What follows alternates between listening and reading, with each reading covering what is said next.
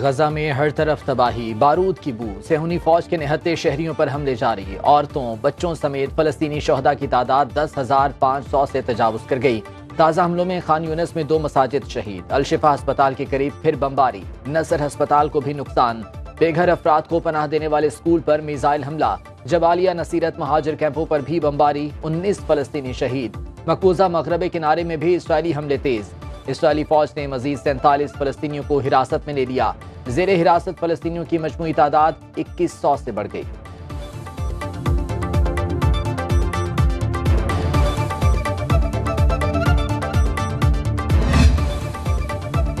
جنگ بندی کے لیے قطر کی ثالثی کی کوششیں، CIA کی ڈائریکٹر ولیم برنز آج دوحہ پہنچ گئے۔ غزہ میں 7 اکتوبر سے جاری اسرائیل کی وحشیانہ کارروائیوں کے بعد مختصر جنگ بندی کا امکان، 10 سے 15 یرغمالیوں کی رہائی کے بدلے سیز فائر کے لیے مذاکرات جاری۔ خبر ایجنسی کے مطابق جنگ بندی اور وقفے کا مقصد غزہ میں امداد پہنچانا، یرغمالیوں کی رہائی ہے۔ حماس نے غیر ملکیوں سمیت 242 اسرائیلیوں کو یرغمال بنا رکھا ہے۔ اٹلی کا غزہ متاثرین کے لیے اسپتال پر مشتمل بحری جہاز روانہ، جہاز میں 100 سے زائد ڈاکٹرز، نرسیں اور تربیت یافتہ میڈیکل سٹاف موجود۔ بحری جہاز غزہ کے ساحل پر جنگ سے متاثرہ افراد کو طبی امداد فراہم کرے گا۔ فرانسیسی صدر کی میزبانی میں پیرس میں غزہ کے لیے امدادی کانفرنس آج ہوگی۔ یورپی ممالک سمیت کچھ عرب ریاستوں کے وفود بھی شرکت کریں گے۔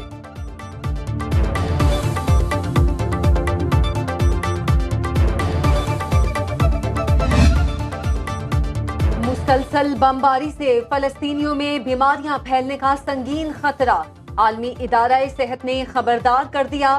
WHO کے مطابق غزہ میں صحت کا نظام تباہ ہو چکا، پناہ کے لیے کوئی چھت ہے اور نہ ہی فلسطینیوں کی صاف پانی تک رسائی۔ سانس کی تکلیف اور انفیکشن کے 50,000 سے زائد کیس رپورٹ ہوئے، ڈائریا کے 33,000 سے زیادہ کیسز رپورٹ ہو چکے ہیں۔ حماس صہیونی فوج کے سامنے سیسا پلائی دیوار، راکٹ اور بیلسٹک میزائلوں سے اسرائیلی جارحیت کا جواب۔ ترجمان القسام بریگیڈز کہتے ہیں تمام محاذوں پر اسرائیل کا سامنا کر رہے ہیں۔ اسرائیلی فوج کی 136 گاڑیوں کو تباہ کیا، حملوں کی نئی ویڈیو جاری کر دی۔ دوسری جانب یمن کی سمندری حدود میں اسرائیل کی مدد کے لیے امریکی ڈرون کی پرواز، حوثیوں نے ڈرون کو مار گرایا، امریکہ نے ڈرون تباہ ہونے کی تصدیق کر دی۔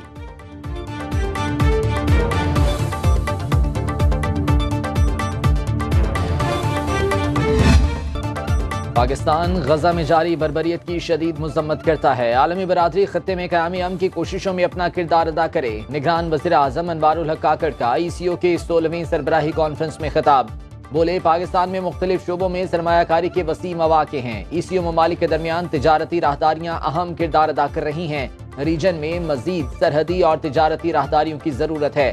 نگران وزیر اعظم سے آذربائیجان کے صدر الہام علیوف کی ملاقات، دو طرفہ تجارت، دفاع اور توانائی کے شعبے میں تعاون پر تبادلہ خیال۔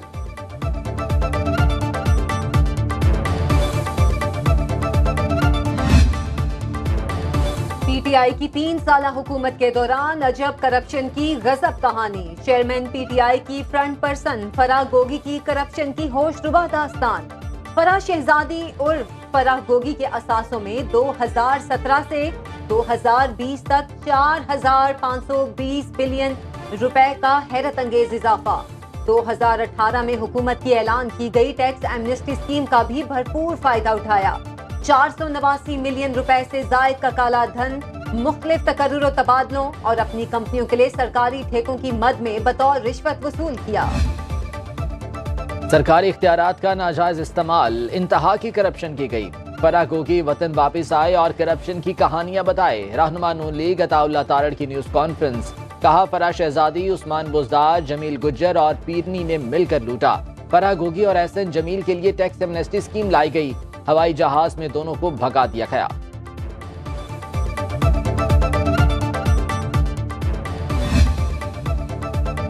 انتخابات سے پہلے نواز شریف اور چیئرمین PTI کو انصاف ملنا چاہیے، اگر کوئی مجرم ہے تو سزا ملنی چاہیے۔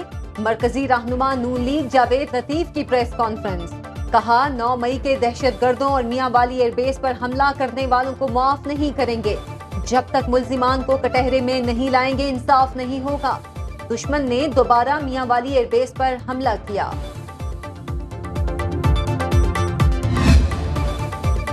IMF نے پاکستان کے لیے قرض پروگرام میں کوٹا بڑھانے کا عندیہ دے دیا. وزارت خزانہ اور IMF کے جائزہ مشن کے مذاکرات کے بعد اعلامیہ جاری. قرض کوٹے کی حتمی منظوری 15 دسمبر کو عالمی ادارے کا بورڈ آف ڈائریکٹر دے گا. ذرائع کے مطابق پاکستان کوٹا بڑھنے سے 6 سے 9 ارب ڈالرز کا مزید قرض لے سکے گا.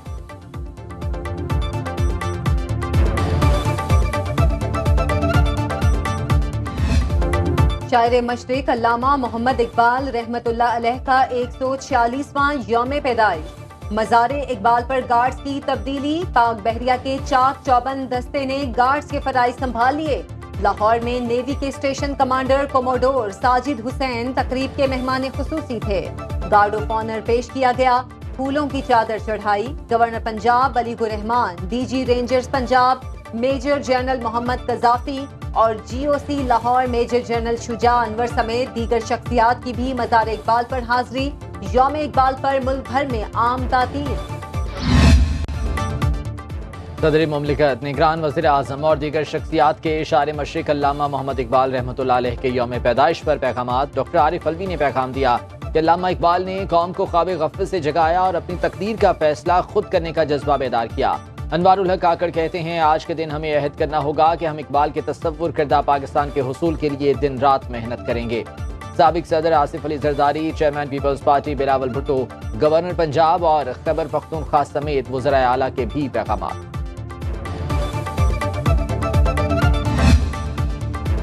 افغان شہریوں کا محفوظ اور باعزت انخلاء حکومت پاکستان کی اولین ترجیح. غیر قانونی طور پر مقیم افغان باشندوں کی وطن واپسی کا سلسلہ جاری. گزشتہ روز 4119 غیر قانونی افغان باشندے اپنے ملک چلے گئے. اب تک کل 2,07,758 افغان باشندوں کی اپنے وطن واپسی ہو چکی. نگران حکومت کا رجسٹرڈ افغان مہاجرین کی رجسٹریشن کی مدت میں 6 ماہ توسیع کا فیصلہ. اطلاق 1 جولائی سے 31 دسمبر 2023 تک ہوگا. اپیل کرتا ہوں کہ آپ فوراً آرمی کورٹس کو دوبارہ بحال کریں. تمام ملکی جو شہداء ہیں انہوں نے مل کے ایک فیصلہ کیا ہے، انہوں نے ایک پلیٹ فارم ترتیب دیا ہے اور انشاءاللہ منڈے کے دن جا رہے سپریم کورٹ کے اندر ہم پٹیشن دائر کرنے جا رہے ہیں. ہم آج یہ واضح کرنا چاہتے ہیں کہ جو ہم نے قربانیاں دی ہیں اس ملک کی دفاع کے لیے دی ہیں، اس ملک کی سلامتی کے لیے دی ہیں، کسی ذاتی مفاد کے لیے نہیں دی ہیں. جو ملٹری کورٹ ہے اس کو دوبارہ بحال کیا جائے کیونکہ یہ ہم سب کی آواز ہے. چیف جسٹس سے پھر اپیل کرتا ہوں منڈے کے دن ہم اس کیس کو فائل کر رہے ہیں، ہم شہیدوں کے ورثہ اس سیکشن کو بحال کرائیں گے. شہداء کے لواحقین کا فوجی عدالتوں کی بحالی کا مطالبہ. سپریم کورٹ میں پیر کو نظر ثانی اپیل دائر کرنے کا اعلان. نوابزادہ جمال رئیسانی کی شہداء کے لواحقین سے مل کر اسلام آباد میں نیوز کانفرنس. کہا دہشت گردوں کو کوئی رعایت نہیں ملنی چاہیے. کلبھوشن کیس کے تناظر میں آفیشل سیکرٹ ایکٹ کو بحال کیا جائے. کسی کو شہداء کے خون سے کھیلنے کی اجازت نہیں دیں گے. انور زیب کا کہنا ہے ہمارے زخموں پر نمک پاشی نہ کی جائے. شہداء کے لواحقین کی عوام سے بھی فوجی عدالتوں کی بحالی کے لیے آواز اٹھانے کی اپیل.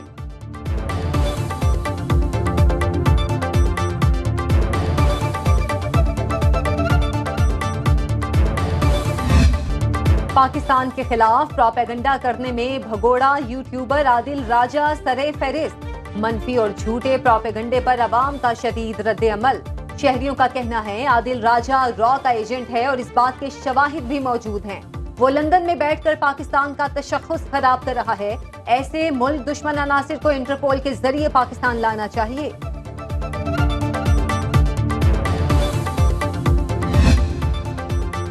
ملک میں دودھ اور گوشت کی پیداوار بڑھانے کے لیے پاک فوج کی ایک اور کاوش رنگ لے آئی. پنجاب میں grass root dairy development grid project کا آغاز. پاک آرمی، پنجاب لائف سٹاک اور نجی کمپنی کے اشتراک سے لاہور میں گرڈ پروجیکٹ کا افتتاح. چھوٹے کسانوں کو رجسٹر کر کے فری ویٹرنری سروسز اور رہنمائی مہیا کی جائے گی.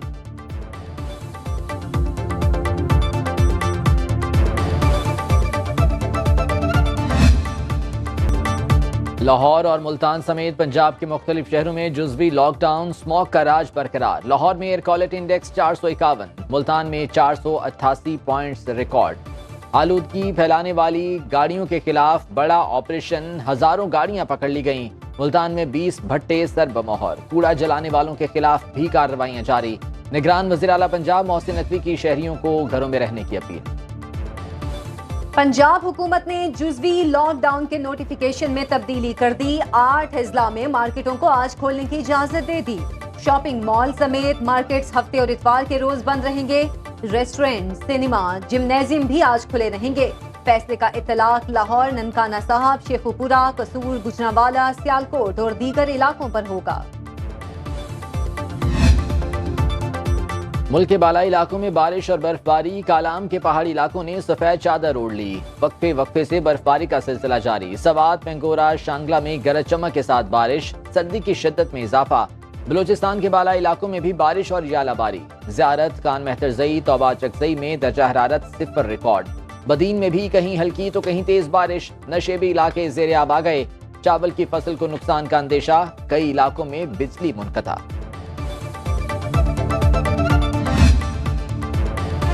कराची से लाहौर जाने वाली माल गाड़ी गोजरा में पटरी से उतर गई। रेलवे ट्रैक को ट्रेनों के लिए बंद कर दिया गया।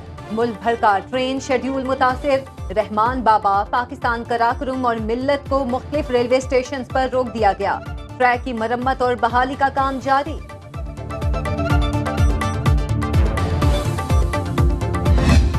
पीसीबी ने इंजमामुल हक का इस्तीफा मंजूर कर लिया। साबिक चीफ सिलेक्टर की कड़ी तनकीद। कहा, क्रिकेट बोर्ड को मेरे वकील ने ईमेल की जिसका अभी तक जवाब नहीं दिया गया।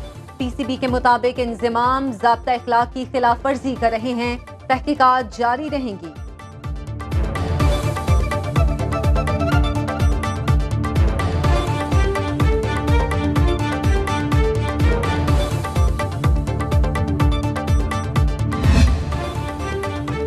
क्रिकेट के मेगा इवेंट में अहम मैच श्रीलंका और न्यूजीलैंड मध्य मुकाबिल। लंकन टाइगर्स की बैटिंग जारी। मैच के दौरान बादलों की एंट्री का कभी इम्कान। पाकिस्तानी टीम 11 नवंबर को इंग्लैंड के खिलाफ मैदान में उतरेगी। कोलकाता के ईडन गार्डन स्टेडियम में शाहीनों का भरपूर प्रैक्टिस सेशन।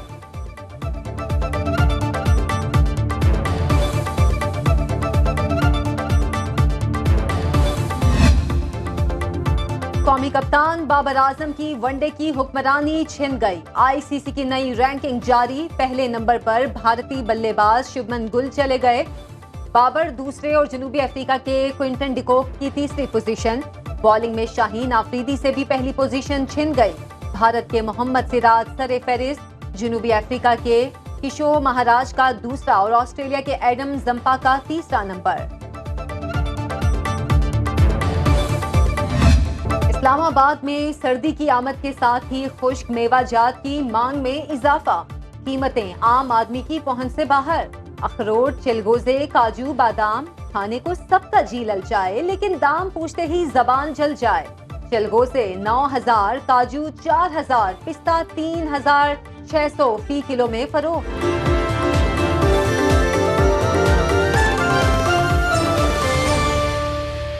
अब खबर आपकी दस्तरस में, हर वक्त बर वक्त।